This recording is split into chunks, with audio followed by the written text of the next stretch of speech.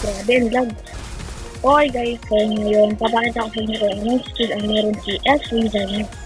At syempre, si Berkin. Kasi hindi ko makuha yung dalawang yun eh. Let's go. Okay. So, ang una niyang atake ay offensive magic. Ito siya guys. Sana nakita niyo kasi sobrang dagdi ko lang. Sobrang dami kasi ng mobs. So, ito yan. So, let's just read niya. Ayun. Hindi ko nakita guys. So, ayun na po. Ito try na naman natin siya. Ito. Ay, highlighting ko lang dito. Display ko. Okay. So, maganda dito. Ang lag. Ano ba? Teka lang guys. Ayun ko pala wifi. Okay guys. So, ayun. Okay na naman sa audio. Kasi naghangal lang pala siya. Nanggal ko lang yung mga lag. Okay, discuss magic, yung isa ko lang. Discuss magic, yung isa. Okay, kasi ng ano, ito na ito.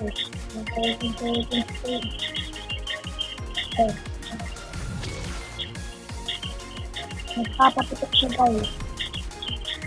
Ito, destructive lightning. Sige, yung isa.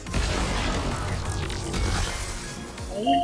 Total damage is 1,211 and total SPA is 30.7 seconds and range of total 22.2.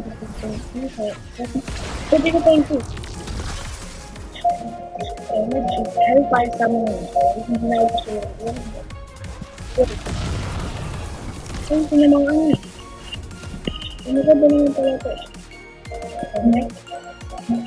Okay, next nyo ngayon. Sabi ko pa ito na ito.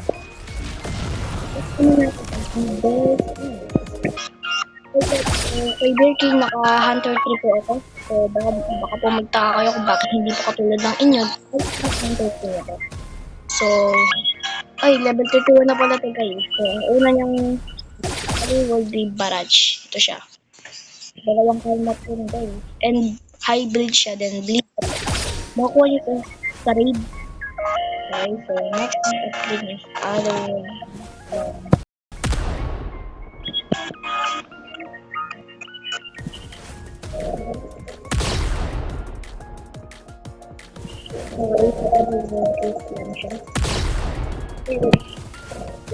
isang beses oh tornado and next ano will be isang version at hindi siya okay pero okay na other world okay at dito sa akin ito lang guys okay guys so nalala na siya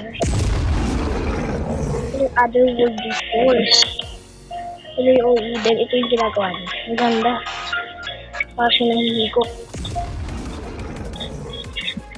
So next naman ay lock na and ito yung gamit ko guys so dahil 31 level na siya then nakahantay ko kaya 36 range so hindi ko pa siya evolve so